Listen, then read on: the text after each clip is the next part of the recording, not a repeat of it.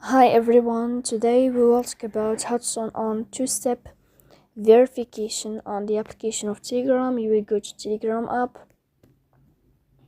When above you will click in this sign.